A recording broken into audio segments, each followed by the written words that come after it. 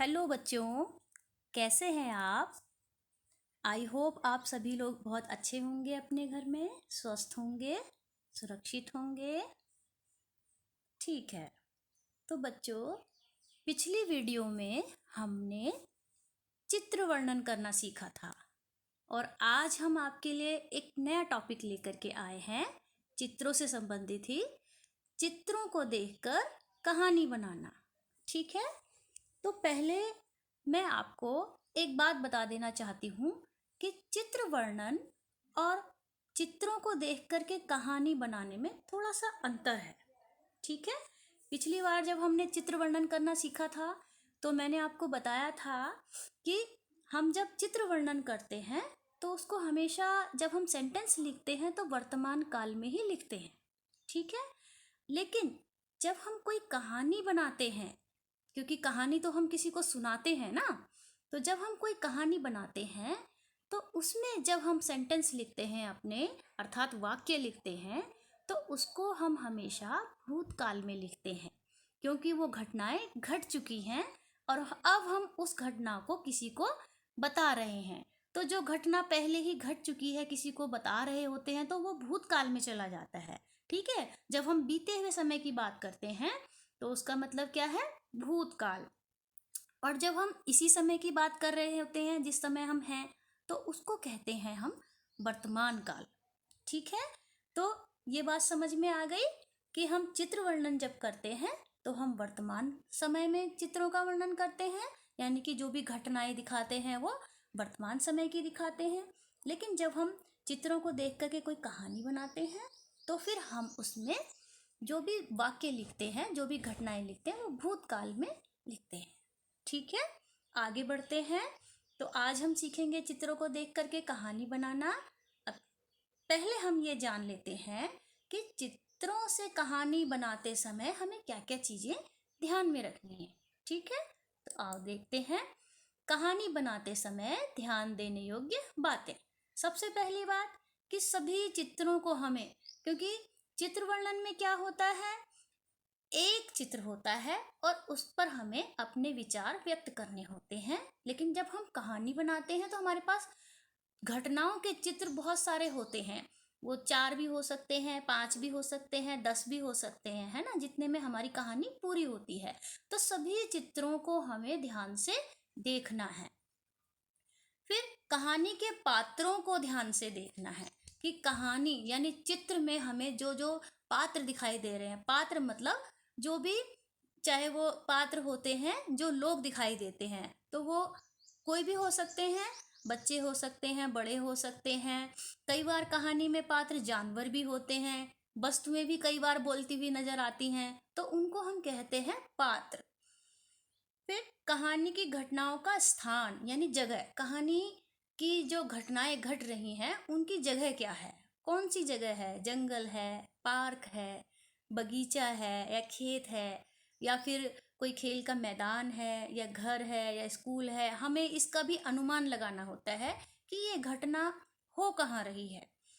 फिर हमें ये देखना है कि पात्रों और स्थान का कहानी में हो रही घटनाओं से संबंध क्या है, उसका अनुमान हम लगाते हैं कि जो ये पात्र हैं, जो ये लोग हैं जो हमें कहानी में दिखाई दे रहे हैं, जिस जगह में है, तो यहाँ पर हो क्या रहा है, क्या घटना घटित हो रही है, ये क्या कर रहे होंगे। चित्र में दिखाई गई घटनाओं के बारे में कल्पना करना। चित्र में जो भी दृश्य दिखाए गए हैं तो उसकी घटना में, उसकी घटना की हमें कल्पना करनी होती है। हमें अनुमान, हम सोचते हैं, अनुमान लगाते हैं कि यहाँ पर क्या हो रहा होगा। पात्रों द्वारा की जाने वाली बातचीत की कल्पना करना या अनुमान लगाना। जो भी पात्र हैं उसमें, बच्चे हैं या कोई भी है या जानवर है, तो वो आपस में किसी भी दृश्य को देख करके हम ये अनुमान लगाने की कोशिश करते हैं कि ये आपस में क्या बातचीत कर रहे होंगे। फिर कहानी में घट रही घटनाओं को क्रमबद्ध करना। क्रमबद्ध करना यानी कि उसको जो है एक क्रम में लगाना। जो भी हमें चित्र दिखाई दे रहे हैं तो उससे हम बनाते हैं छोटे छोटे पैराग्राफ या 2-4 लाइनों में हम उससे कहानी बनाते हैं। तो उसको हम क्रम में लगाते हैं, यानी कहानी में कि शुरू कैसे हो रही है कहानी, फिर उसके बाद अगली घटना में क्या हुआ, फिर उसके बाद अगले चित्र में क्या घटना घटी। इसी तरह से हम आगे लिखते जाते हैं और फिर उसका एक समापन करते, अंत करते हैं। कहानी में शुरू में क्या हुआ, फिर बीच में क्या क्या हुआ घटनाएं, और फिर अंत में क्या हुआ कहानी में। तो इस तरह से हम कहानी को क्रमबद्ध रूप में लिखते हैं, उसको क्रमबद्ध करते हैं और फिर कहानी लिखना शुरू करते हैं। जब हम घटनाओं को क्रमबद्ध रूप में लगा लेते हैं तो फिर उसके बाद हम कहानी लिखना शुरू करते हैं। और सबसे लास्ट में फिर जब हम कहानी अपनी पढ़ते हैं लिखने के बाद में, तब हम उसके शीर्षक पर विचार करते हैं, यानी कि अपनी कहानी को एक नाम देते हैं कि हमारी कहानी का क्या नाम होगा। जैसे कहानियां देखी है ना आपने, कई नाम होते हैं, प्यासा कौवा, है ना, इस तरह के। तो ऐसे ही हम भी जो कहानी लिखते हैं चित्र को देख करके, उसे भी हम एक नया नाम देते हैं। ठीक है, तो चलो आगे बढ़ते हैं, अब कहानी लिखना शुरू करते हैं। ठीक है, तो सबसे पहले हम एक चित्र का अवलोकन कर लेते हैं। ठीक है, ये देखो बच्चों, यहाँ पर जो है चित्र दिखाई दे रहे हैं आपको बहुत सारे कहानी में। तो ये देखो, ये पहला चित्र है हमारा, फिर ये दूसरा चित्र है, ये तीसरा चित्र है, ये चौथा चित्र है, ये पांचवा और ये छठा। हमें क्या करना है, सबसे पहले इन सभी चित्रों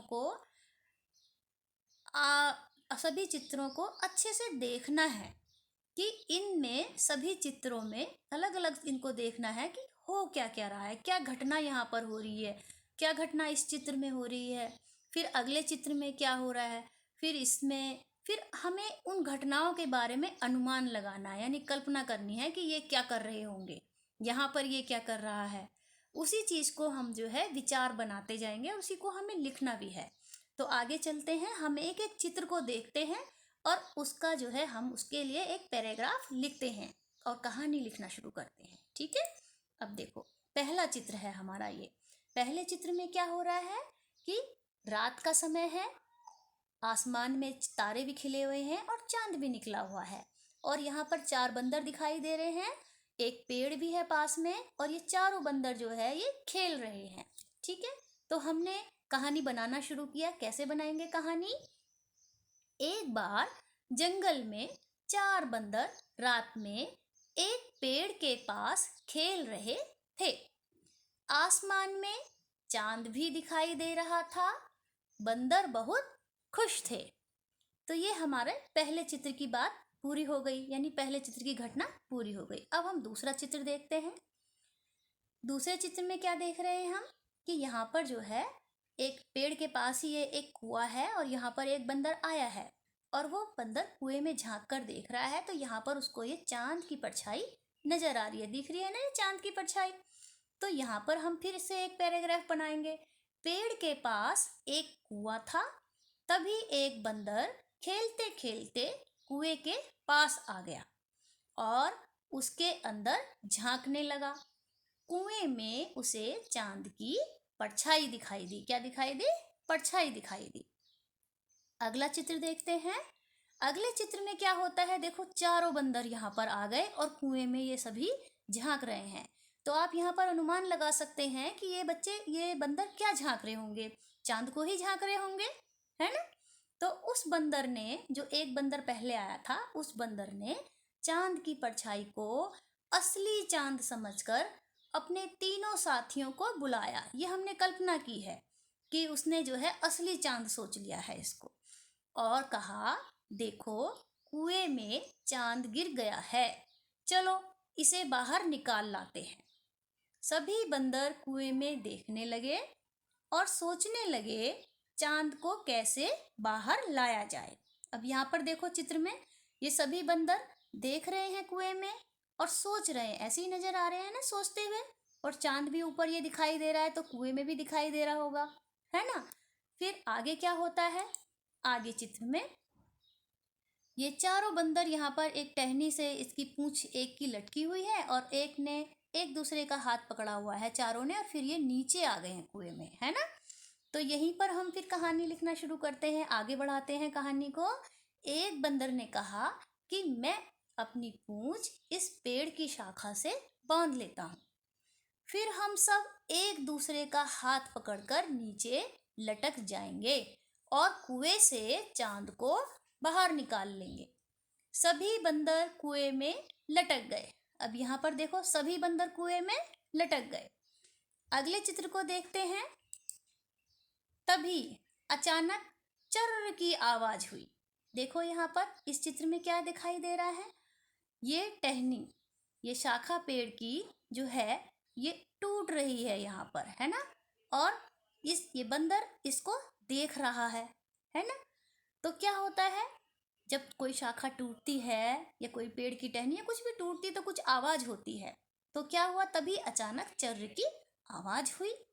सबसे ऊपर वाले बंदर ने देखा कि पेड़ की डाली तो टूटने वाली है, अब क्या करें। अब ये सोचने लगा यहाँ पर कि क्या करें, है ना। यही तो सोच रहा होगा कि अब क्या करें। फिर क्या होता है अगले सीन में, इतने में पेड़ की टहनी टूट गई। अब ये देखो यहाँ पर पेड़ की टहनी टूट गई ना, इसने टहनी पकड़ रखी है बंदर ने, और बाकी के सारे बंदर, ये नीचे 2 बंदर गिर गए, एक ने उसका हाथ पकड़ा हुआ है, पाँव से चिपका हुआ है वो, है ना। और ये सब एक दूसरे को देख गए हैं, डर रहे हैं, डरे हुए हैं इस समय। तो इतने में पेड़ की टहनी टूट गई और सारे बंदर कुएं में गिर गए और मदद के लिए चिल्लाने लगे। देखो यहाँ पर लग रहा है ना कि ये कुछ बोल रहे होंगे, और ये एक बंदर तो डूबने सा लग रहा है ना। तो ये मदद के लिए चिल्लाने लगे। तो बच्चों, कैसा लगा आपको? हमने एक बहुत अच्छी कहानी बनाई, है ना। तो इसी तरह से चित्रों को देख करके हम घटनाओं का अनुमान लगाते हैं और उसको हम लिखते जाते हैं हर चित्र के लिए, ठीक है। अब क्या रह गया, अब बच्चों हमें इस कहानी को एक नाम भी देना है, ठीक है। तो हम नाम पर विचार करेंगे और इस पर विचार करने के लिए हम क्या करेंगे, हमारी कहानी का नाम है, हम फिर से एक चित्र देख लेते हैं। वैसे हमने कहानी का नाम लिखा है 4 मूर्ख बंदर। अब ये 4 मूर्ख बंदर ही क्यों है, क्यों होगा बताओ आप। क्योंकि यहाँ पर अगर हम इन चित्रों को दोबारा से अवलोकन करें तो आप लोग ये देखेंगे कि ये बंदर यहाँ पर खेल रहे हैं और यहाँ पर चंद्रमा है और चांद तो रात में ही दिखाई देता है और आसमान में होता है ना। अब एक बंदर आता है, चांद को देखता है और वो चांद की परछाई देखता है तो उसको असली चांद समझ लेता है। लेकिन जब वो दूसरे अपने साथियों को बुला करके लाता है, वो भी ये नहीं सोचते कि चांद आसमान में है, कुएं में कैसे चला जाएगा। तो किसी ने भी जो है ये सोचने का प्रयास नहीं किया कि चांद तो आसमान में है, कुएं में कैसे। फिर ना ही ऊपर देखने का प्रयास किया कि चांद ऊपर भी है ना। तो ये चारों बंदर इसी तरह से ये मूर्ख बन गए। और उसके बाद सबसे बड़ी मूर्खता क्या हुई कि इन्होंने एक पतली सी टहनी में अपनी पूंछ को बांध लिया और चारों बंदर लटक गए उससे। तो उनके वजन से क्या हुआ, टहनी टूट गई, क्योंकि वो तो टूटनी थी, वजन ज्यादा हो गया था। तो इन्होंने जो है बिना सोचे विचारे जो है इस काम को किया। तो ये इनकी मूर्खता हुई ना, इसलिए हमने इस कहानी को नाम दिया है 4 मूर्ख बंदर, ठीक है। तो कैसा लगा बच्चों कहानी बना करके? आई होप कि आपको भी कहानी बनाना इस तरह से आ गया होगा, ठीक है। तो आगे बढ़ते हैं।